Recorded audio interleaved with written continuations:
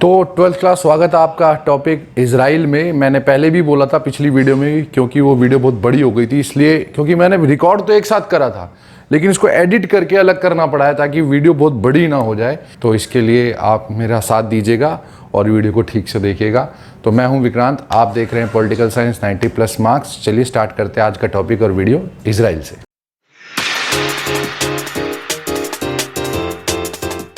तो 12th class अब करते हैं हम इजराइल की तरफ अपना रुख या अपना पूरा टारगेट इजराइल पे लगाते हैं। इसका निर्माण कैसे हुआ, ये सबसे बड़ी समझने की बात है। इजराइल 1948 से पहले इसका वजूद ही कोई नहीं था, इसका एग्जिस्टेंस ही नहीं था।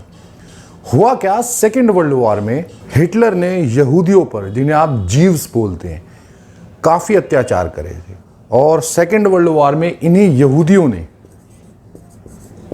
जीव्स ने, अमेरिका और वेस्टर्न कंट्रीज़ की काफ़ी मदद की थी।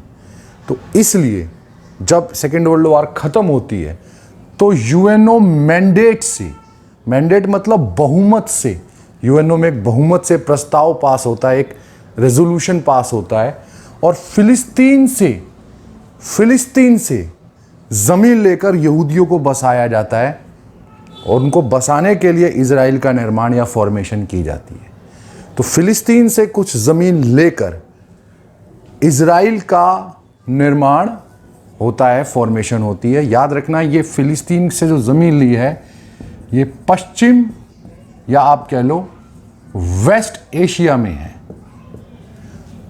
अभी के लिए आप इतना याद रखना, वेस्ट एशिया में इजराइल, क्योंकि इसकी लोकेशन कहाँ है और इसके आसपास कौन से देश है और इसने किस किस से युद्ध करके कहाँ से ज़मीन कब्जाई, ये मैं आपको पूरी प्रेजेंटेशन दिखाऊंगा जब वॉर वाला इसका टॉपिक आएगा आगे। अभी के लिए आप इतना याद रखना, वेस्ट एशिया में फिलिस्तीन से ज़मीन लेकर इजराइल का बनाया जाता है, निर्माण होता है या फॉर्मेशन होती है। पश्चिम एशिया के बहुत ही तनावपूर्ण वातावरण में स्थित है या लोकेटेड है, एक टेंशनपूर्ण एनवायरनमेंट। जहां भी इजराइल है, ये चारों तरफ से ये इजराइल जो है दुश्मनों से घिरा हुआ है। इसके सारी कंट्रीज जो इसके आसपास लगती है, पूरा दिखा दूंगा मैं मैप पर, वो कहीं ना कहीं चारों तरफ से अपने शत्रु राष्ट्रों या कह लो एनिमी कंट्रीज से घिरा हुआ है। घिरा हुआ इन द सेंस सारी कंट्रीज इससे नफरत करती है। फिलिस्तीन तो नफरत करेगा ही, क्योंकि उससे जमीन लेकर किसी और को बसा दिया वहां पर। तो ये है इजराइल। अब ये क्या बना और कैसे एक नया सेंटर बनता है अंतर्राष्ट्रीय राजनीति, इंटरनेशनल पॉलिटिक्स में, उसकी ओर बढ़ते हैं। तो अब आते हैं इजराइल के साइज और उसकी पावर के ऊपर। आकार में बहुत छोटा, वेरी स्मॉल इन साइज, बहुत छोटा है, लेकिन उसके बावजूद अंतर्राष्ट्रीय राजनीति में बड़ी तेजी के साथ अपनी पहचान बनाई है। यूं कह लो कि लगता नहीं था कि इजराइल इतना छोटा देश पूरी इंटरनेशनल पॉलिटिक्स या अंतर्राष्ट्रीय राजनीति में अपना नाम बना लेगा, पर ऐसा उसने कर दिखाया। In spite of having very small size, very fastly, very speedly, बहुत तेजी से उसने international, Israel make its identity या अपनी पहचान बनाता है इंटरनेशनल पॉलिटिक्स में। 21वीं सदी में, 21st सेंचुरी में इजराइल बहुत ही शक्तिशाली राष्ट्र के रूप में उभरा है। Rise as strong and powerful country in 21st century. इसकी पावर का अंदाजा या शक्ति का अंदाजा इसी से लगा लीजिए कि अभी पिछले दिनों जब चीन ने भारत को धमकी दी थी कि भैया 62 का युद्ध याद कर, हम तेरे को हरा देंगे, फलाना ढिमकाना, ऐसा करके, तो इजराइल ने एक स्टेटमेंट दी थी, कह रहा है इंडिया को घबराने की ज़रूरत नहीं है, चाइना के पास वो हथियार ही नहीं है कि वो इंडिया को हरा सके। हम ऐसे ऐसे हथियार इंडिया को दे देंगे कि जो सिर्फ शोर से चाइना को हिला देंगे। तो एक छोटा सा देश, इतना सा, वो इतनी जल्दी ऐसी धमकी दे देता है इतने बड़े देश चाइना को। तो सोचो उसने कैसे अपनी शक्ति को बढ़ाया होगा, कितना शक्तिशाली वो बन गया होगा, और वो कितना शक्तिशाली हम बढ़ते हैं उसकी तरफ। तो 12th क्लास, इजराइल ने छोटा सा देश होते हुए भी 3 युद्ध लड़े हैं। 3 wars fought बाय इजराइल, 3 युद्ध, तीनों ही युद्ध अरब देशों से हुए, इसीलिए इनको अरब इजराइल युद्ध भी बोला जाता है। मैं फिर से बोल रहा हूं, तीनों युद्ध उसने अरब देशों से लड़े इजराइल ने, इसलिए इन्हें अरब इजराइल युद्ध, अरब इजराइल वॉर भी बोला जाता है। पहली वॉर हुई 1948 में, दूसरी होती है 67 में, तीसरी होती है 1973 में। और ये वॉर बड़ी डिसाइडेड बोली जाती है, बड़ी निर्णायक रही, क्योंकि इसमें इजराइल ने 6 दिनों में 6 देशों को हरा दिया। एक छोटे से इजराइल ने 6 दिनों में 6 अरब देशों को हरा दिया, डिफीट कर देता है। फिलिस्तीन की गाजा पट्टी पर कब्जा कर लिया, गाजा स्ट्रिप बोला जाता है, यह अभी मैप पर दिखा दूंगा तब आपको सारा चीज़ों का अंदाजा हो जाएगा। फिलिस्तीन की गाजा पट्टी पर कब्जा कर लेता है, नियंत्रण जमा लेता है, और अभी तक उसी के कंट्रोल में इजराइल, हटा नहीं पीछे। सीरिया की गोलान हाइट्स, ये बहुत इंपॉर्टेंट है क्योंकि ऊंचाई पर जो एक बार पहुंच जाता है, अभी भी इंडिया चाइना की वॉर जो चल रही है सीमा पर, वो यही है कि ऊंचाई पे जो रहेगा वो नीचे आने वाले को कंट्रोल आराम से कर सकता है, देख भी सकता है, मार भी सकता है। तो गोलान हाइट्स पर कब्जा कर लिया, और अभी भी इजराइल ने उस पर कब्जा कर रखा है, छोड़ नहीं रहा है, सीरिया को दे नहीं रहा। इसके अलावा इजराइल का जो सबसे ज़्यादा तनाव है वो फिलिस्तीन के साथ ही है। फिलिस्तीन के एक बहुत बड़े लीडर है, हालांकि अब उनकी मृत्यु हो गई है, यासिर अराफात। इन्होंने इजराइल के साथ बड़ा लंबा संघर्ष या स्ट्रगल किया, बहुत लंबा लीडरशिप करी, एक बहुत लंबी नेतृत्व करी, लड़ाई की, एक संघर्ष की इजराइल के खिलाफ, और लंबे समय तक इजराइल के साथ संघर्ष या स्ट्रगल करते रहे। यासिर अराफात फिलिस्तीन के बहुत प्रसिद्ध नेता बोले जाते हैं, लंबा स्ट्रगल या फाइट लड़ते हैं इजराइल से। तो यासिर अराफात, अब इनकी मृत्यु हो चुकी है वैसे, तो ये काफ़ी चर्चित नेता रहे फिलिस्तीन के, क्योंकि इन्होंने वहाँ पर पूरा संघर्ष, स्ट्रगल को लीड किया, नेतृत्व किया इजराइल के खिलाफ। तो ये है आपका इजराइल। आप समझ सकते हो कि एक छोटा सा देश 6 अरब देशों को 6 दिनों में हरा देता है, तो कितना शक्तिशाली या कितनी शक्ति रखता होगा। तो मैं स्टूडेंट्स आपको दिखा देता हूँ कि इजराइल का मैप में कि वॉर किस किस से इसने युद्ध लड़ा और वो कौन कौन सी एरिया पे उसने कब्जा किया। देखो ये पूरा इजराइल का आपके सामने मैप है, ये है इजराइल हमारा। 1973 की वॉर में उसने काफ़ी ज़्यादा देशों से युद्ध लड़ा था, 6 देशों से। ये सीरिया, ये भी था, लेबनान से भी लड़ा, जॉर्डन भी था, इधर इजिप्ट भी था, और 1-2 देश साथ में थे। तो उसने कौन कौन से 2 क्षेत्रों पे कब्जा किया, देखो ध्यान से देखना। ये है गाजा पट्टी, ये जो पिंक वाली है, इस पर उसने कब्जा कर लिया था। ये गाजा पट्टी उसने फिलिस्तीन से कब्जा ली थी। और अब आपको मैं सीरिया की साइड लेके चलता हूँ, तो ये है गोलान हाइट्स। ये इजराइल ने सीरिया से कब्जा कर लिया था युद्ध के अंदर, और सबसे ज़्यादा तनाव उसका इस क्षेत्र पे चलता है, वेस्ट बैंक बोलते हैं इसको, पश्चिमी बैंक। यहाँ पर इजराइल का सबसे ज़्यादा तनाव चलता है, इस तरफ से ऊपर काफ़ी अटैक होता रहता है उसके ऊपर। तो ये है इजराइल, आप देख लो चारों तरफ से दुश्मन से घिरा हुआ है। सीरिया, ये लेबनान, ये जॉर्डन, ये इजिप्ट, ये सब उसके ऊपर लगातार हमला करते रहते हैं और लगातार इनसे लड़ता रहता है। तो ये है इजराइल का मैप और इजराइल की लोकेशन। अब आपको पूरा समझ में आ गया होगा। अब बढ़ते हैं इस टॉपिक में आगे। तो 12th क्लास, इजराइल में अगला है, सब तरफ से दुश्मन से घिरा हुआ है। इजराइल एक ऐसा देश है, इंडिया जैसे चलो ठीक है, पाकिस्तान, चीन, लेकिन इधर भूटान साइड से आफत नहीं है। लेकिन इजराइल एक ऐसा देश है जो सराउंडेड बाय एनिमीज, चारों तरफ से दुश्मनों से घिरा हुआ है। मिलिट्री ट्रेनिंग, सैन्य प्रशिक्षण वहाँ पर अनिवार्य है, कंपलसरी है। मतलब वहाँ के हर लड़के लड़की को मिलिट्री ट्रेनिंग या सैन्य प्रशिक्षण लेना पड़ता है। यहाँ तक कि जो उनके पीएम वगैरह सब, चाहे पीएम के बच्चे हो, कोई हो, सबको मिलिट्री ट्रेनिंग लेनी पड़ती है, मिलिट्री सर्विस करनी ही पड़ती है, क्योंकि वो देश ही ऐसा है, वहाँ पे युद्ध इतने होते हैं, तो सबको ही लड़ना के लिए ट्रेनिंग या प्रशिक्षण लेना पड़ता है। इजराइल के पीएम फिलहाल हैं बेंजामिन नेतन्याहू। ये लिकुड पार्टी के हैं और काफ़ी लंबे समय से सत्ता में या पावर में बने हुए हैं। लॉन्गेस्ट पीरियड हो गया है इनका, क्योंकि इनका अपना टाइम काफ़ी हो गया, तो इनका काफ़ी होल्ड है पावर पे, सत्ता पे। अब बढ़ते हैं इजराइल की शक्ति की तरफ, आखिरकार वो शक्तिशाली क्यों बना हुआ है। तो 12th क्लास, ये वो फील्ड है, क्षेत्र है, एरिया है जिसमें इजराइल दुनिया में बहुत आगे, far in very science and technology में उसका कोई जवाब ही नहीं है। ऐसी ऐसी चीज़ों का इन्वेंशन, ऐसी ऐसी चीज़ों का यूँ कहते हैं आविष्कार कर लिया है जो दुनिया सोच भी नहीं सकती। एक छोटे से देश ने अपनी इस नवीन तकनीक का प्रयोग, न्यू से न्यू टेक्नोलॉजी का यूज़, वो कृषि में, एग्रीकल्चर में, उद्योग में, इंडस्ट्रीज में, सैन्य क्षेत्र अर्थात मिलिट्री एरिया में या मिलिट्री फील्ड में भी करता है। अपनी तकनीक का प्रयोग वो खुलकर हर जगह करता है, ओपनली। अब आप कहोगे भाई क्या तकनीक ऐसी?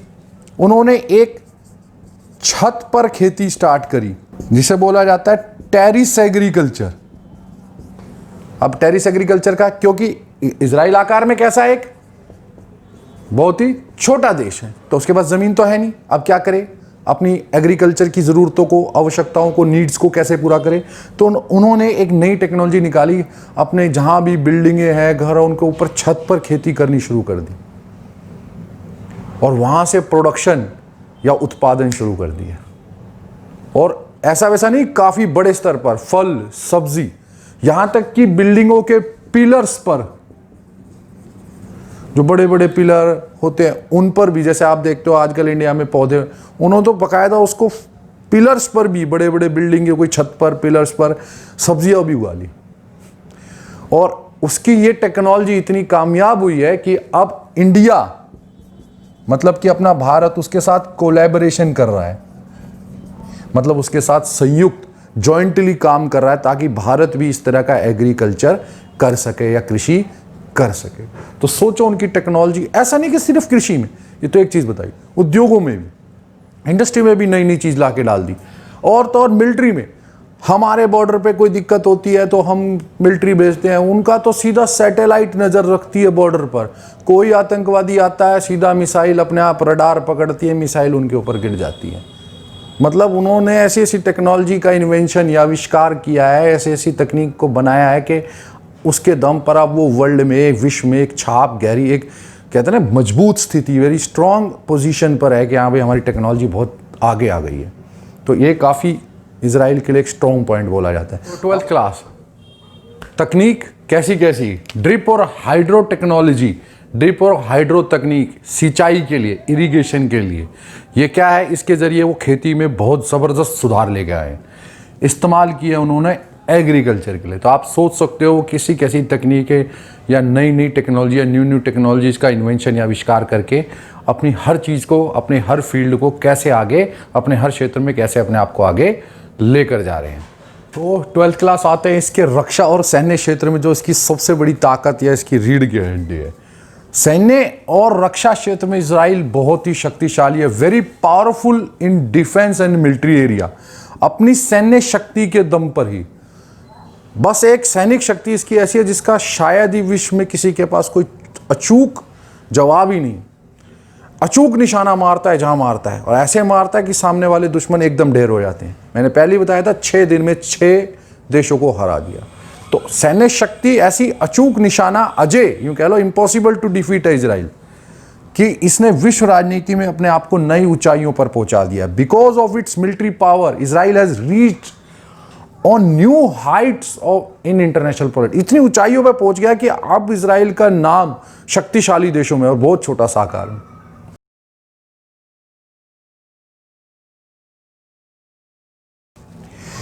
एक सबसे बड़ी इसकी खासियत है, देखो इसको ढंग से सुनना, इनकी जासूसी एजेंसी मोसाद, मैं लिख रहा हूं स्पाइस एजेंसी मोसाद। आप कहोगे भाई मोसाद में ऐसा क्या है? अगर अमेरिका की CIA शक्तिशाली है तो उतनी ही शक्तिशाली मोसाद है। मोसाद के नाम, इस मोसाद के नाम ऐसे ऐसे ऑपरेशंस, ऐसे ऐसे अभियान जो नेक्स्ट टू इम्पॉसिबल है, इम्पॉसिबल के आगे बोले जाएंगे कि नहीं हो सकते, मोसाद ने वो कर दिखाए। इसके 2 एग्जाम्पल देता हूं। एक बार म्यूनिख में, म्यूनिख कहां है ये? जर्मनी में।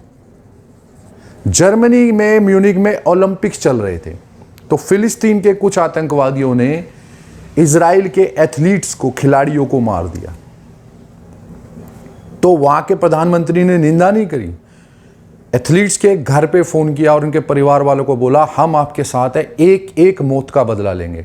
और इजराइल ने उन फिलिस्तीन आतंकवादियों ने, जिन्होंने म्यूनिख जर्मनी में जाकर इजराइल के एथलीट्स को मारा था, उन सबको अलग अलग देशों में ढूंढकर जासूसी तरीके से पहले ढूंढा और उनको वहां मार गिराया, छोड़ा किसी को नहीं।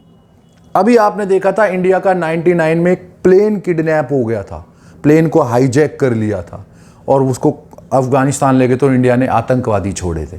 ऐसे ही एक प्लेन किडनैप करके यमन ले आया जाएगा था, तो यमन के पूरे एयरपोर्ट को ही उड़ा दिया और अपने सारे बंधकों को छुड़ा लाए। ये सिर्फ 2 ऑपरेशन बताए मैंने। मोसाद के नाम ऐसे ऐसे मिशन, ऐसे ऐसे ऑपरेशन अभियान शामिल हैं कि मोसाद की गिनती इसमें होती है कि तुमने पंगा लिया तो तुम्हें घर में घुस के मारेगा मोसाद। और ऐसे ऐसे तरीके से मारा है मोसाद ने, जिसकी कल्पना आजकल कहते हैं ना हॉलीवुड की फिल्मों में दिखाते हैं, वो फिल्मों में दिखाते हैं, मोसाद ने असल में करके दिखाया। तो इसका कोई जवाब ही नहीं है इनकी सैन्य शक्ति का, मिलिट्री का, इनकी मोसाद का, जासूसी एजेंसी का, फौज का। ये किसी भी तरीके से ऐसा काम करते हैं जो वर्ल्ड में शायद किसी ने करके ही ना दिखाया हो। इसी कारण ये एक बहुत विश्व में नई ऊंचाइयों पे, या यूँ कह लो न्यू हाइट्स पर अपनी जगह बनाता है, अपनी पोजीशन को एक्वायर करता, बना लेता है। ये इजराइल की बहुत बड़ी शक्ति है। अब बढ़ते हैं हम आगे। तो 12th क्लास इजराइल के टॉपिक में आप इसे कंक्लूजन कह लो या लास्ट पॉइंट कह लो, ये सब कुछ इजराइल के ऊपर आपको इस पॉइंट में मिल जाता है। विपरीत परिस्थितियों में भी रहते हुए भी, या in spite of having यूँ कह लो अपोजिट सिचुएशंस एंड एनवायरनमेंट, विपरीत परिस्थितियों और वातावरण के रहते हुए भी मुश्किलों से लड़कर, fought with obstacles and difficulties, hurdles, जगह जगह पे अवरोध, बाधा, बस और मुश्किलें। तो मुश्किलों से लड़कर, fought with obstacles and difficulties, Israel ने जीना और जीतना सीखा है। Israel has learned survive and one. ना केवल जीना सीखा, इन्होंने जीतना सीखा। इनकी सबसे बड़ी खासियत यही है। तो मैं उम्मीद करता हूँ आपको ये आज का टॉपिक इंडिया और इजराइल जो आपके न्यू चैप्टर में जुड़ गए हैं, ये जो चैप्टर है नए सत्ता के केंद्र या न्यू सेंटर्स ऑफ पावर में, आपको ये टॉपिक बहुत अच्छी तरह समझ में आ गए। अभी भी कोई क्वेश्चन हो तो मुझसे पूछ सकते हैं। वीडियो अच्छी लगी हो तो ज़रूर से लाइक करना, शेयर करना और सब्सक्राइब भी करते रहिए।